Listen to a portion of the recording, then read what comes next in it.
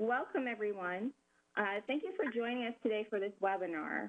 This webinar will be led by me, LaShawn Richburg-Hayes of MDRC, along with Michelle Cooper of IHEP.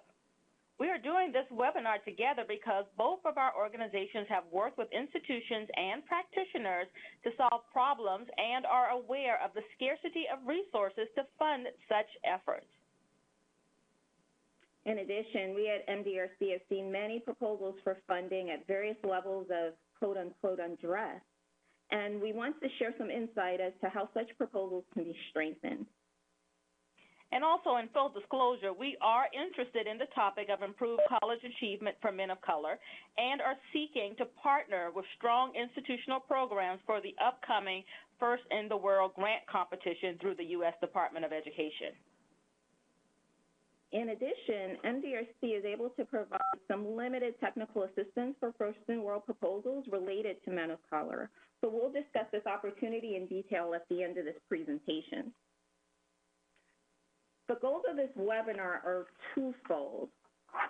First, to provide a framework for approaching federal grant competitions. As many of you know, recent grant competitions such as First in the World and Investing in Innovation suggest that the federal government has a strong interest in increasing the use of evidence-based practice.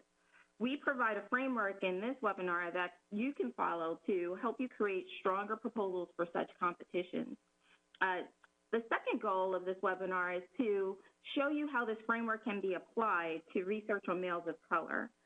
Despite efforts at post-secondary institutions across the country to better serve this population, it's unclear whether many of the various program components actually improve outcomes beyond what would have happened without them, or whether such programs could work better for one group of folks in this population versus others. So to fill the void of this efficacy research, MDRC and IHEP would like to work with several institutions on a project of promising programs. And again, we'll talk about this in more detail towards the end.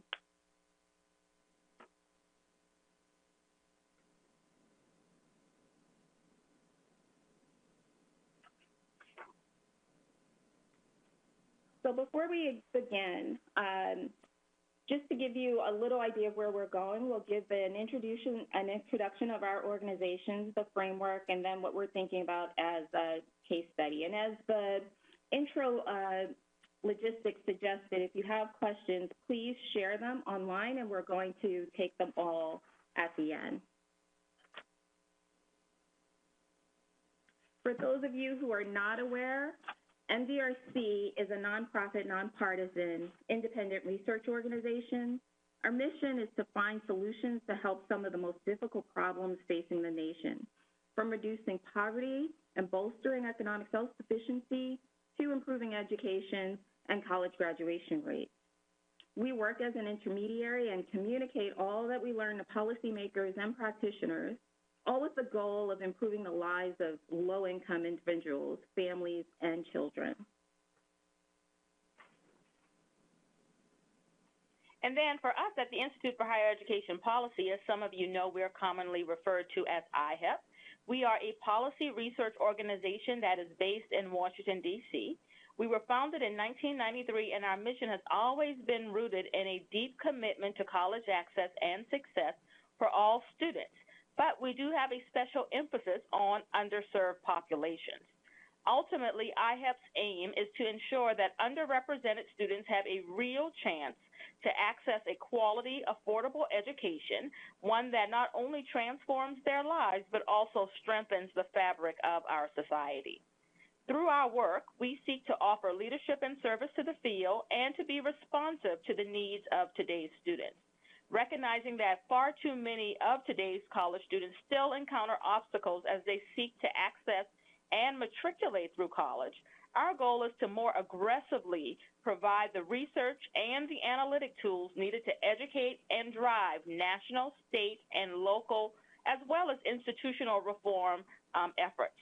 To learn more about IHEP, please visit our website. And also, if you want to learn more about MDRC, feel free to visit their website as well. We have tons of resources to share with you all. So why are we here today? We're here because we really want to improve outcomes for students. In order to do that, we need to know what's working and what's not working and ways to further improve. We have a lot of theory from scholars on what's needed and what should work, information from practitioners on best practices, and outcomes for groups that receive some service, but we often do not know whether that practice is the reason that outcomes changed or whether they would have changed anyway. We'll talk more about this later. More practically speaking, funding is being increasingly tied to evidence as indicated by the above grant opportunities. This is not to say that all research must be evidence-based, but having evidence improves the program's chances of being funded.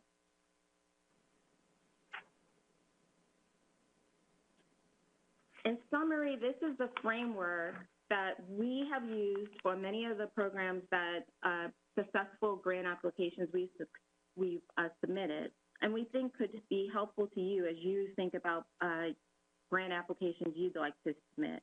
It essentially consists of 7 steps: defining your problem, examining solutions, developing a theory of change, identifying a funding source, piloting and evaluating your program, executing and refining your program results, because there will be some change if you follow these steps completely, and then disseminating your results to help others improve upon their practice as well. The framework will help you ensure that your program is built on a solid foundation by using evidence, by enabling you to clearly identify problems or processes that need to be improved, prioritizing your processes and problems to focus on what matters first, reviewing what's known about potential solutions, and evaluating the quality of that evidence, which we'll talk a little bit more about later as well. Deciding on the program components based on the evidence, and if there isn't any evidence, deciding what to do in order to build evidence.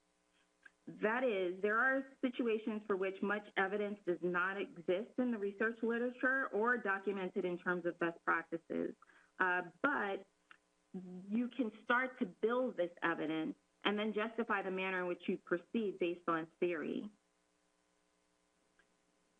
By following these steps in the framework, your program will benefit from research and lessons that have been obtained by others, or it will extend what's known in a clear manner. And this will help minimize the risk of your program failing to meet your desired objectives. Let me just give one point of clarification at this point about what we mean by evidence. By evidence, we mean establishing the quote-unquote value added of your program. That is, evaluation can do much more than this in terms of evidence, such as monitoring your program performance or tracking progress towards meeting your goals. Those are also forms of evidence. But here, we're talking about evidence from the standpoint of the grant competition mentioned earlier. So some considerations when planning and developing an intervention to study using evidence in the manner that I've just defined. There are some practical considerations as well as some technical. In terms of practical considerations, it's useful to ask yourselves as you go along and you develop a strategy for either creating or refining a program or replicating one, that you answer whether this problem you've identified is meaningful at your institution. And if it's meaningful at your institution, is it meaningful at others?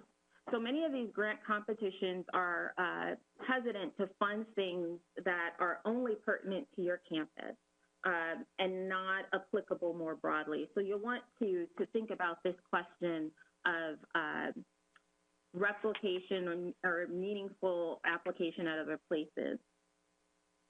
The second question you should consider is whether the intervention you've developed is really strong enough. Is it going to give you improvement on the outcomes that you care about? So, for example, if you're aiming to improve graduation rates, how likely is your intervention to do that? Then finally, how do you know whether what you're designing will actually be implemented? Are you tracking implementation? There are a few technical questions that are really important to consider, and if you or your team does not have the expertise to think about some of these technical questions, this is an excellent area to partner with either an institution that has evaluation expertise or a consultant or someone perhaps on your campus with evaluation expertise. So the questions here are about sample size, very important to be able to discern effects from the design that you employ. The target group. So who's likely to benefit most for your intervention, and are you serving a proportion of that target group? So for example, many of the grant competitions listed earlier require some type of evaluation, and if you're serving the universe of your population, it's not likely that you're going to be able to determine the value added because you're serving everyone. You need to understand how the program is improving outcomes above and beyond what would have happened in its absence, and therefore that typically revolves around serving some proportion of the target population.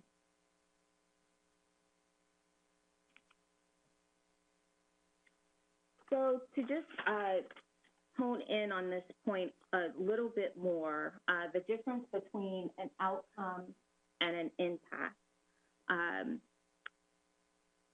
These words are often used interchangeably in conversational language, but they really have special meaning in competitive grant opportunities.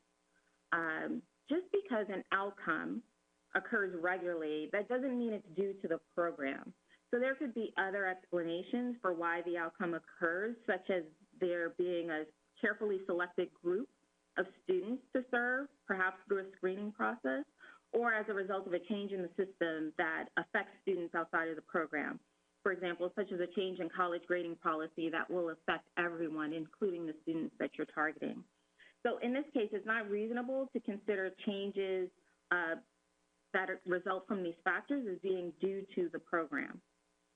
So in other words, having information on your program's performance, such as the number of students served, may permit you to measure some outcomes, but these outcomes won't tell you the impact that your program is making, or in other words, above and beyond what would have happened otherwise. So to make this clearer, we have this little scenario here. The scenario is a scholarship program that targets second-year students with modest GPAs. The goal is to increase academic success and on-time graduation. What you see here is the participants who are targeted for this intervention. Prior to the program, they have an average GPA of 2.0. After the program, their GPA increases to 3.3. So that is a whopping 65% increase, hugely important. Here, you'll likely want to get the word out about how important your program is. This is a simple, what's called a simple pre-post design. And with these impacts, you'll likely want to have a press conference, call Secretary Arne-Decken, et cetera. But you need to be a little bit cautious in interpreting this because a comparison group might shed a better or clearer story on this. So this panel that just popped up shows a comparison group with the same pre-program GPA, but the post-program GPA is 3.0. So independent of your program, GPA increased in this comparison group by 50%. So this means that your program was not as successful as you thought because in the absence of your program, you would have gotten a large increase. So really, the thing that you need to focus on is your program's increase relative to what would have happened otherwise. And that's the difference or the impact. So when we talk about the impact or value added of your program, we're really talking about this difference. So sorry to belabor this for folks who are already aware of this, but in many proposals and evaluation designs, this point of the difference between an outcome and an impact is sometimes misunderstood. So just another note on some things that we've seen in evaluation proposals and reviews that we've done. on sample size and evaluation design. So one way of determining whether a design is strong is whether it meets the standards set by the What Works Clearinghouse. The What Works Clearinghouse produces a lot of background information on studies and evidence-based strategies that have been evaluated by others, and the What Works Clearinghouse determines whether those strategies and research papers are strong enough for the interpretations to be causal. And so there's a standard review procedure. If you're not familiar with the What Works Clearinghouse standards, there is a webinar that gives a brief overview. The link is provided on this slide.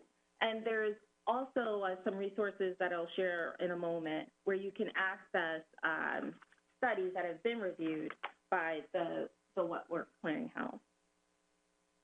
In general, the prior slide suggests that you'll increase your odds of winning a grant by proposing a scale or replicating existing evidence-based programs. But since the evidence-based in post-secondary education is often weaker than we might like, you might need to do some evidence building. And the funding options, at least the ones that we listed on the earlier slides, recognize this, but they also want a more systematic approach. So there's a little bit of tension between those two things. And before I leave this slide, one last point I want to make that's related to the understanding of impact versus outcomes. Generally speaking, all of these competitions that are asking for evidence-based strategies and strong evaluation designs will not accept evaluation designs that propose an analysis of historical cohorts or comparisons to other institutions. And the reason is that those types of designs have many other explanations that could be at play to explain why you get a difference. It's very difficult to interpret causally when such designs are employed. This distinction and the problem with these designs are actually described in some of the What Works Clearinghouse materials. So I refer you to look there for more information. Thank you, LaShawn. So the discussion that we have had so far has been fairly theoretical. And what I'd like to do is to make these ideas a bit more concrete, and concrete in terms of the population that we are talking about as well, men of color. So what I'm going to do is we're going to walk you through an example of how the above framework looks and some suggestions of how it could be applied to men of color. Note that this is an illustration of a general approach. We know that institutions, many of whom are joining this webinar, are further along in their program design than the example will suggest. In fact, we know that programs are at various stages, but nonetheless, it is possible to improve your program design to make it better and to improve the manner in which you describe your program and its goals in any proposal. So, step one. When considering students who are at risk, high risk of dropping out or stopping out of school, much research in recent years has highlighted that men of color specifically face great barriers gaining access to and succeeding in higher education. Specifically, this research indicates that academic preparation and college readiness is a challenge. Additionally, we know that there are non-academic barriers to persistence for these students. For example, men of color on today's college campuses may struggle with academic self-confidence, motivation, and leadership. And these non-academic barriers are sometimes hard to discern, and they are always very much so connected to a student's academic readiness and retention, which is why they're so very important to us. And lastly, men of color struggle to attain adequate social, emotional, and other important supports on their respective college campuses. So moving on to identifying the problem. So we first of all identify the challenges, then we identify the problem. And when it comes to the problem, many of you know that scholars and practitioners have identified a number of challenges that men of color face in higher education. And these challenges are not just the result of what students bring or do not bring to campus, but also with an institutional response or a treatment of the students. Solutions need to address both, avoiding the deficit model, however.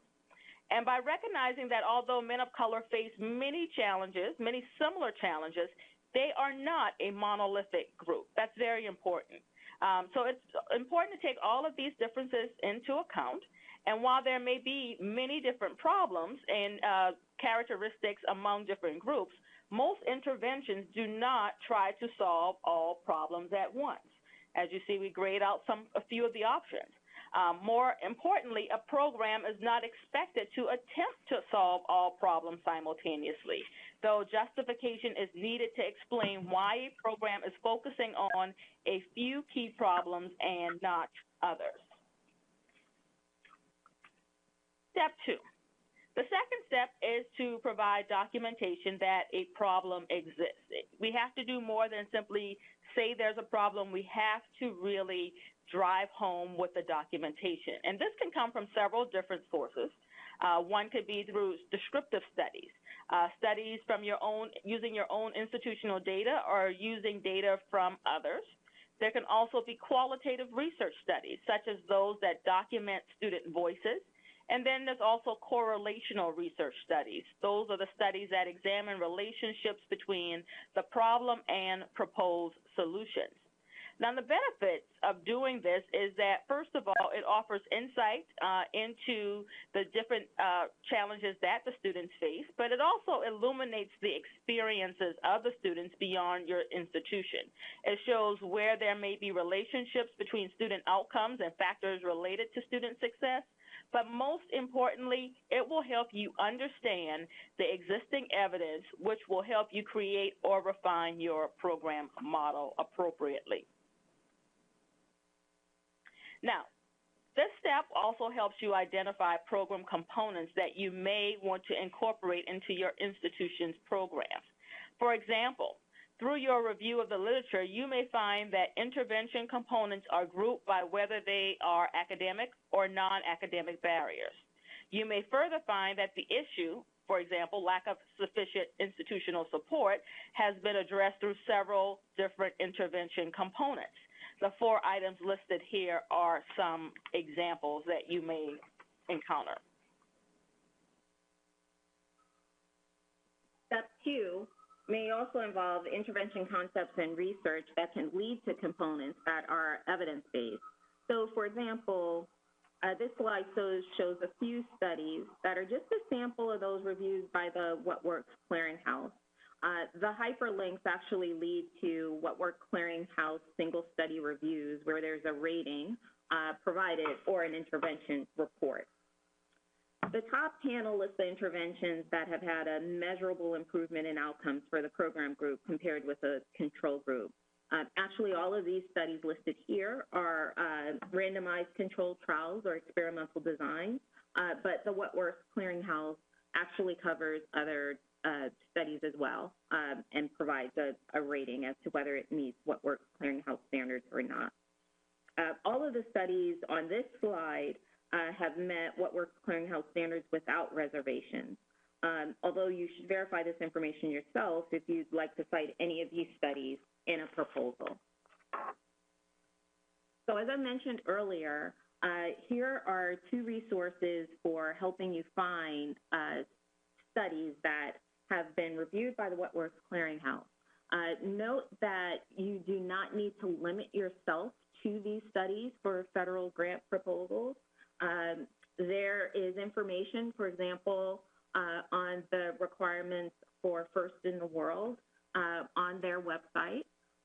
A webinar was given last week, and there was also office hours offered today specifically for MSIs right before this webinar. And they both provide some information on how to think about evidence and citing evidence.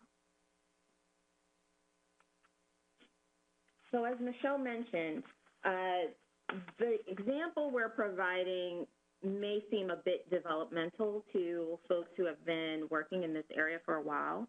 And so we recognize this. At this juncture, 2 things could be done in terms of the framework. One, your research and review of the literature could lead you to want to replicate an evidence-based program. This may make a lot of sense if you are really starting from scratch and are in a development phase. However, you may have been working in this area for a while and you have a program or you have iterated upon a program, in which case you might be doing some refinement or have decided that you need to completely create something from scratch because there isn't anything quite like what you have in mind that's been done. So you're starting from a development phase. So for replication, a few things that you need to keep in mind for the types of grant competitions we illustrated earlier. Generally speaking, if you're replicating, you're adhering to the component of the evidence-based program you're replicating. So that means it needs to be more than just saying I'm replicating program XYZ that's increased graduation rates by 40 percentage points. Your replication will really need to have those components that were part of that evidence-based program. So it needs to be more than lip service. And if you're replicating, then you also need to think carefully about who needs to be involved in order for the replication to be critical. So for example, is the technical assistance provider needed to help you understand what was underneath the hood of the program that you're replicating? Do you need to engage with a developer? Do you need to have a practitioner from the original college to be an advisor to your proposal? These are all ways that shows that you have thought about how the implementation of the program will stay true to its replication focus. If instead you've determined that you need to completely develop your own idea, as we mentioned earlier, a strong justification for the program components using theory or some descriptive outcome data of the problem for your institution could be a fruitful way to frame an explanation, justification for pursuing your own route. If you're proposing to modify what you're already doing, again, a justification for how the new components are expected to add value and to integrate with your model will be important. So you'll want to use theory and/or data as support for that as well. And I just want to emphasize the importance of integration. So it will be important for reviewers of your proposal to understand how everything fits together in a holistic package, as opposed to having sort of a kitchen sink approach where it's not clear how the components synthesize with each other and support each other and leads to the coherent theory of change. So this we'll talk about in a moment as well. Moving on to step 3, developing your program model.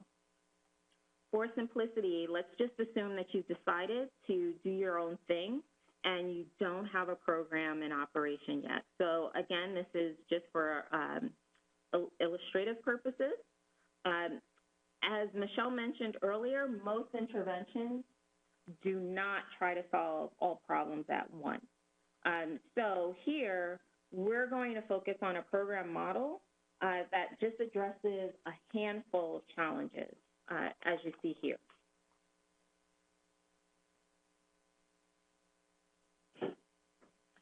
The program model needs to be cohesive and evaluable. So the cohesiveness integration I just talked about, but to be evaluable, the program needs to focus on a group of students that can be identified and outcomes that can be identified, as well as a comparison that those outcomes can be compared to understand the value added. For this area, it might be useful to seek out an evaluator early. As many of you may have experienced, or if you haven't, evaluation is best done when an evaluator is involved from the beginning. It's much easier to develop an evaluation design from the start than it is to come in after a program has been put in place and implemented to determine an evaluation. In addition, for these types of proposals we're discussing, the evaluation actually has to be described in the proposal. So thinking about that ahead of time with an evaluator and understanding the types of nuances and considerations that need to be in a proposal will be important at this stage.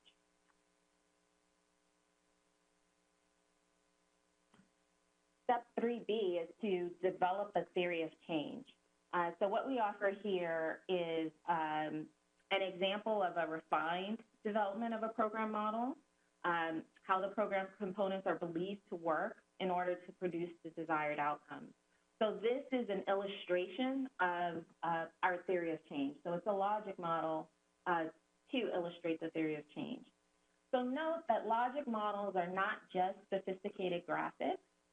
They help you, and most importantly, reviewers, quickly identify the resources needed for your program and the data collection needs for the evaluation. So a well-crafted logic model will provide several pieces of information for different audiences. You will find that developing a logic model will frequently result in your refining your program model. So as a result, the process is iterative and it will take time. So you should expect to spend some time working on this before starting a proposal. For those of you who may not be familiar with logic models, here are a few resources. The first is a book, and the second is a PDF that's available online. We've provided links here. We'll also share this deck after the webinar so that you'll have access to these materials. But if you'd like to access the PDF beforehand, you could just Google Kellogg Foundation logic models or search Amazon for the Fletchling book. So step 4, identify a funding source. As we mentioned in starting, we realize that there's a scarcity of resources to support funding, program development, and evaluation in this area. And so you'll want to consider several options. So one, obviously, is the federal funding opportunities that we alluded to earlier, but there are also institutional grant opportunities and also funding opportunities through foundations, all of which could benefit from this approach.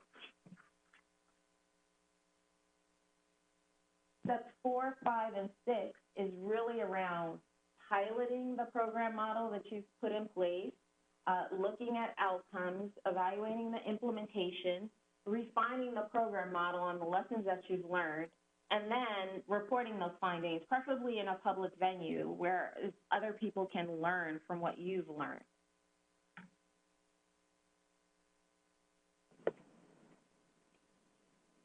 Now, that's been a lot of information in a very short amount of time, and I hope that you have found the information provided to be very useful and helpful as you think about your programs and the research needed to evaluate them. We know that many of you on this call are practitioners and researchers. Many of you are drawn to this conference call webinar because of your commitment to studying and exploring topics that are relevant to men of color. And so we hope that you will consider this type of research design simply because as the stakes change in higher education, it will become more and more important to make sure that you have this type of rigorous approach to evidence-based research to support this important critical needs population, men of color. But for the immediate term, we want to draw your attention to this important upcoming grant opportunity through the U.S. Department of Education, the first in the world grant competition. Many of you have already heard about this and may be familiar with it, and we are excited and hopeful that many of you will even seek to apply and think about ways that your work on your campus, particularly around men of color, would be a good application proposal. This competition is being run out of the Fund for the Improvement of Post-Secondary Education, the FIPSE office, at the Office of Post-Secondary Education, and you can access the official page by following the link that is provided here. But some notable features of this grant competition is that it is a $60 million funding opportunity, and that there are funds that are being set aside with a special emphasis to help support efforts at minority-serving colleges. Although more information will soon be released about this opportunity, the closing date for applications we do know will be in June of 2015.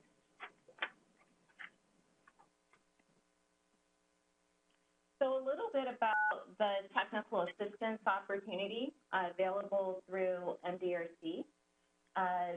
We have some resources available to help a limited number of institutions that meet three main criteria. The first is institutional capacity commitment. As demonstrated by the president's support, the institution's president's support of strategies targeted to males of color, or cabinet-level administrative support for oversight of the development and the refinement of such strategies geared towards males of color, and mid-level management staff in place to manage or execute the strategies. The second criteria is for there being some experience prior to this opportunity with executing programs for males of color. So, for example, the institution has done some kind of internal data collection to determine what seems to be the greatest needs of males of color at their institution. The institution has either begun planning the development of strategies or has executed some of these strategies in a program prior to this point, and that the institution can reflect on what they've learned through the planning and the implementation of such strategies, so that there is a learning agenda involved with the program as well. Finally, the last criteria that we're using to give this limited amount of TA is the commitment or capacity to participate in a pilot research study. So by this, we mean that the institution has a desire to learn about how to better serve male students of color through a participation in a pilot study, and can demonstrate that willingness to cooperate and assist through showing the capacity to have data collection and meet data collection needs for such a study, and also has sufficiently strong institutional research capacity to manage the data sharing requirements. In addition, we would like institutions to be open to experimental design, which is ethical in the situation for which there are oversubscription for services. And with that, we'll turn it to a couple of the questions that we've received thus far. So if you have a question, please remember to enter your question in the question box, and we can see it here. We have two questions thus far, so we'll take those now. The first question is about the availability of the slide deck that we've just walked through. What we will do is share a link to the slide deck, which will be posted on our respective websites to all registered attendees. So that way you have this information readily available. The second question was about the connection between logic models and theory of change. So a logic model is a graphic representation generally of a theory of change. You can have a theory of change and not need a logic model to display that. Logic models have the flexibility to show a lot of additional deeper thinking about a program model and its connectedness to outcomes. So for example, through a logic model, you can show the pathway through which you believe your intervention components will result in the outcomes of interest. I'm just going to scroll back up a bit to the logic model to talk about this in some detail. So for example, the logic model here is actually an abbreviated logic model. So it has activities, outputs which are measures of whether the activities actually took place. So for those of you who are not as familiar with program evaluation, one of the very first questions an evaluator will ask themselves is whether a program exists. And this may seem to be a very strange question, but it's not strange when you think about the fact that a program could exist on paper, but what happens in actuality could be very different. And the point of this output column is to demonstrate that what the program components should have been were actually executed. And the logic model shows the connection between the components and the short-term outcomes. So you could amend this logic model to show the path through which you expected this to happen. So for example, if you thought it were the case that the short-term outcome full-time enrollment would increase because of the scholarship offer, you thought that would happen because it would reduce the amount of hours that students would need to work off campus, then that would be a path that would connect the component activities to the short-term outcomes. And you could use a logic model to illustrate that. So sometimes logic models help facilitate how deeply, facilitate and convey how deeply you thought about the connections between your program components and your outcomes. And this is also a way to show the deepness of your reading of the literature by indicating the paths that you think are more or less feasible for your population based on what's been done previously.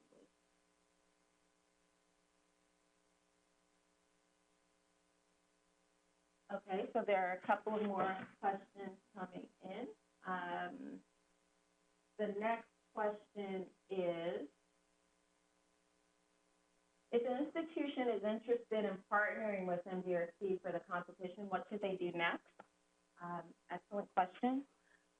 If you feel as if you've met the criteria that we're looking for in terms of working with a limited number of institutions, feel free to contact either myself, LaShawn, or Michelle, or both of us, with the email subject MOC for Males of Color, First in the World.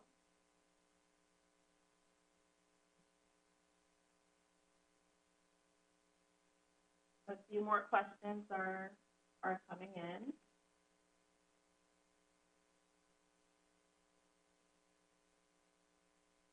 The next question is, how do you include impact or potential impact in the logic model? That's an excellent question. I will just scroll back to the logic model. And note that this logic model has the term outcome. That term outcomes could be replaced with impacts, in the sense that what you could see in these short-term boxes are really the difference between what your program generated and what would have happened for a control group member. So let me give an illustration. Suppose you operated this program here, which is a scholarship program, and it has these several components. And what you did was you took a group of students, say first-year African-American males, and you offered this scholarship program to half of them. So half that were eligible for this scholarship program would be considered the program group. The other half that ineligible would be considered the control group. You would then offer the program group all of these activities. Whether they actually take them up or not is a different question. At the end, you would examine full-term enrollment for this first short-term outcome. You would look at full-term enrollment for your program group members and full-time enrollment for your control group members. And the difference in that enrollment would be the impact of your program. So in talking about this theory of change, you don't necessarily need to talk about the difference of impact or outcomes when you talk about your theory of change, but if you want to be explicit, you could change this title of outcomes to impact.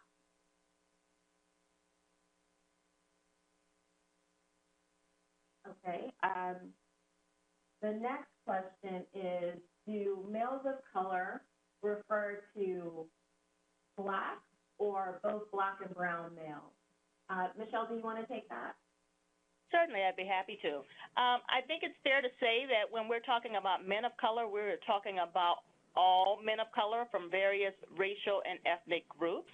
As I mentioned in my comments earlier, that when we see and talk about the barriers to men of color, there are certain thematic elements that we see run through each of the different racial groups. However, we notice that there are some differences, and so we recognize that, in speaking of men of color, they are not a monolithic group. And so for this effort, we are hoping that it would draw some interest from institutions that are considering efforts that span across all racial and ethnic groups that would comprise men of color, and we would invite consideration and involvement from all of them.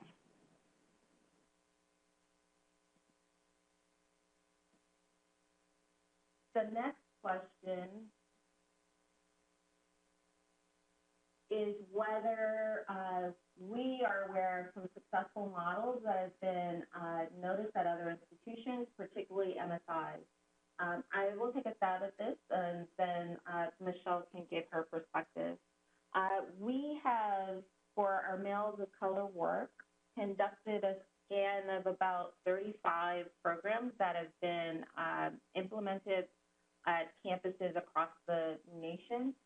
Most of the programs that we've identified have limited outcome data to assess how well they're performing for their students. In general, I think outcome data have been minimal for in this area.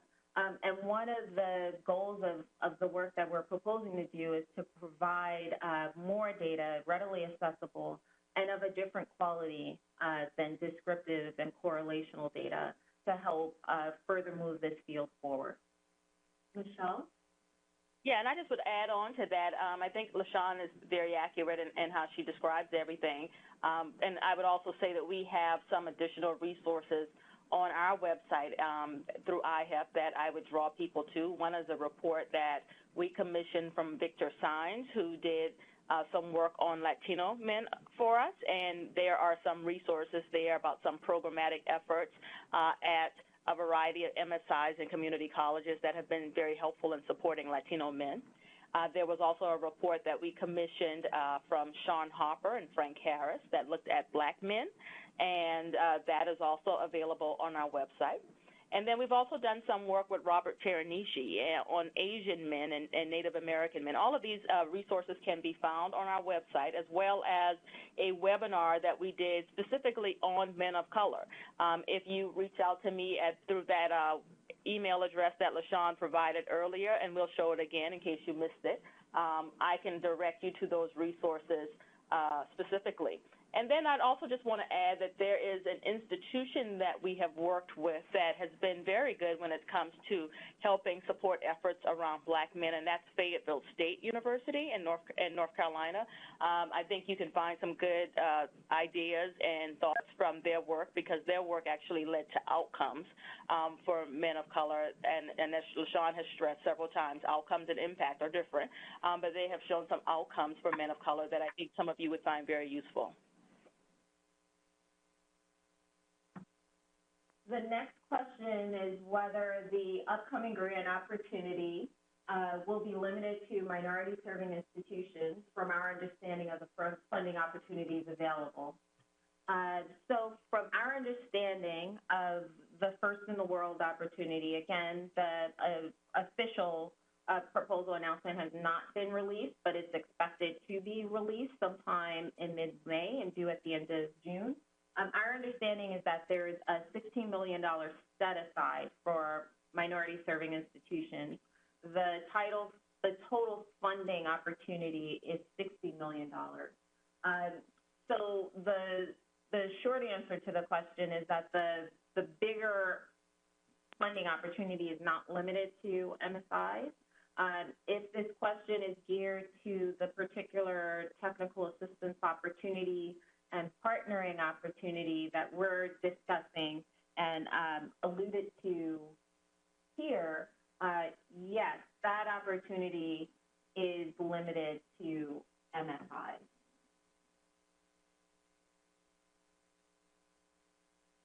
So the next question is about whether there is an argument for pushing achievement of programs into the final years of K-12 education, since there are more concurrent enrollment in early colleges, which includes males of color. So I'll take a first stab at this, and then Michelle will give her perspective. I think there has been much more done on access for low-income and underrepresented groups than success for college. So I think you could make an argument. That's not to say that the access problem is solved. So I think you could make the argument for needing to push earlier in the pipeline. I would say, though, and this is just my opinion, the first-in-the-world opportunity is one of the limited opportunities available to post-secondary education. There tend to be slightly more opportunities available for K-12. So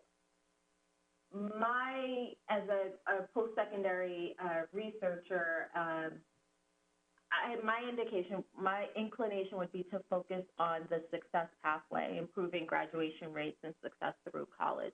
But for this particular grant opportunity, I can't speak to whether that would be a good approach or not to go further earlier in the pipeline. You would need to review closely the announcement to see if that's precluded. Michelle, do you have thoughts? No, I don't have anything else to add. I think you've answered that well.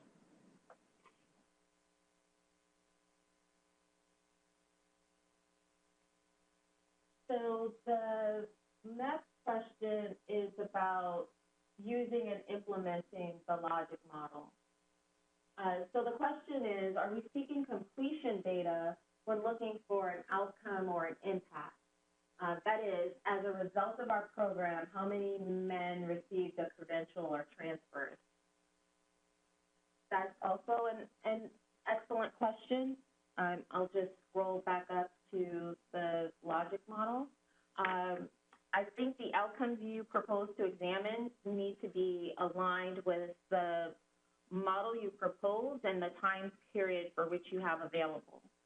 So right here, you'll notice that the outcomes or impacts are, they're both short-term and long-term delineations. And you'll see that the long-term ones are shaded. What I did not explain was that the shading was done to suggest that these are outcomes that could be feasible for the program, but will not be examined within the grant period. And that's because, as you well know, graduation takes time. You need to give time to students to graduate. If you are proposing a model that targets incoming freshmen and you're a four-year institution, you're waiting at least 4 years to obtain graduation outcomes. If your grant opportunity period is limited to 3 years, or it's 4 years with a 1-year planning period, you're not going to be able to report on graduation outcomes within that time frame. These nuances matter to reviewers. What you can do, though, is look at some short-term outcomes that could be indicative of the path towards the longer-term outcome of interest. So, for example, if one of your long-term outcomes is graduation rates, you might look at credit accumulation, or you might look at progress towards degree. Again, these things are short-term interim outcomes, but they could be in alignment with the ultimate outcome you're seeking.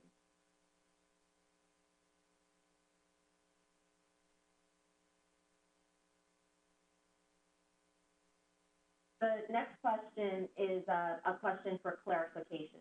The question is MDRC and IHEP only interested in partnering and providing technical assistance to MSI? That is a tricky question. We are primarily interested in providing technical assistance and partnering with MSIs, but if you have a very interesting males of color program or program that has been successful in working with males of color, we're also interested. Our ultimate goal is to help provide more information in this area to proliferate innovation and refinement of programs and scale of programs to serve more and more males of color on college campuses. Ultimately, both of our organizations are interested in increasing success in graduation, and we think providing evidence is one way to help move that forward. And I just want to echo and say that I'm in full agreement with that. I think if you are at an institution that is not an MSI, but you are doing some innovative things to support men of color and you see some positive outcomes associated with that, feel free to contact us. We are always interested in knowing and hearing about what's happening in the field and looking for ways to help elevate those lessons learned.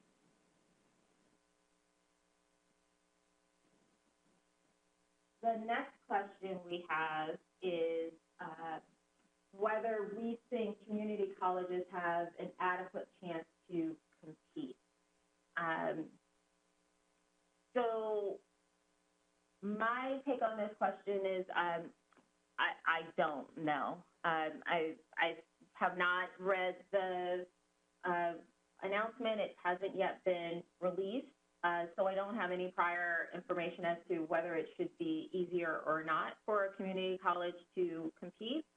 I will say that in terms of the types of students community colleges tend to serve, they tend to be lower income and of underrepresented groups. And from the notice that solicited comments, those groups appear to be some that will be on the priority list when the announcement is actually released. So my interpretation is that community colleges should be able to compete. Again, I would suggest that you look at the webinar that was offered on the First in the World announcement on April 15th. There also was office hours for minority serving institutions earlier today from 3 to 4 p.m. office offered by the Department of Education. If you had happened to join that webinar, I'm not sure if they're going to post answers to questions, but that could be another resource that may be helpful in helping you answer this question as to whether community colleges have an opportunity to win a grant.